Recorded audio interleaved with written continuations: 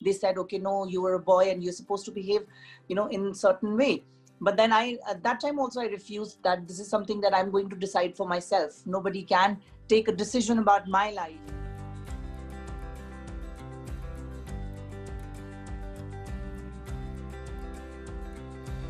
This year, due to pandemic, we could not hold a competition. The organizer, Reena Rai, she could not hold a competition. So she thought that, we do not want to leave that space where India doesn't represent, this year, like coming year.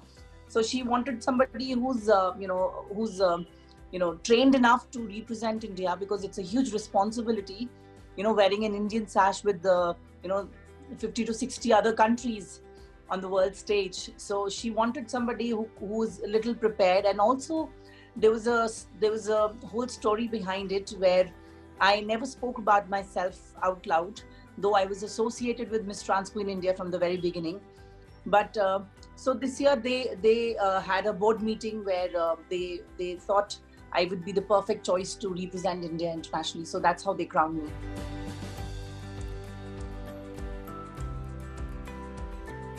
This platform is a huge platform where people look up to you, and especially when you have this sash on your chest, and people like to hear you, people like to know your story.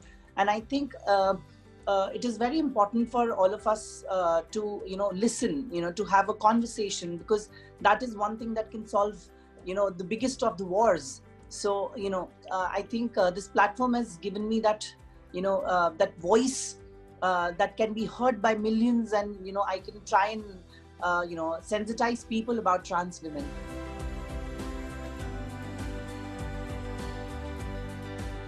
There's always been this effeminate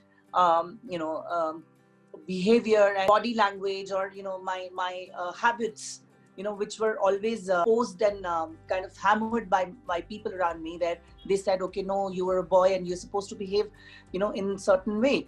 But then at that time also, I refused that this is something that I'm going to decide for myself. Nobody can take a decision about my life. I had my mother as an inspiration. She was a working woman, so I always related to her. I thought, I am a shadow of her, and I wanted to be like her. So that's how I started my self-affirmation about being what I am today. So I read a lot of books. I read a lot of, I tried to gather information from wherever I could. I found out there's something called gender reassignment surgery and, gender confirmation surgery. So I made my mind at that age that, okay, this is something that I want to do. I want to give that life to myself because I deserve it. And this is what I feel, and this is where I belong.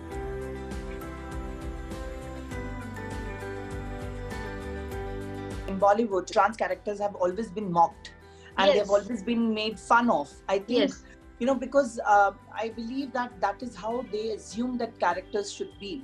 So, this is my say, trans women who are doing wonderfully well, and you need to look up to that, and you need to give them, it's high time you need to give them their due, where you respect them equally, you look up to them with all kind of respect and love. Also, I believe that Bollywood is a major medium where you can really influence people. It is one of the platforms where whatever is shown that goes onto your real life, and people adapt it. Bollywood definitely has been a little unfair towards the trans community, I believe.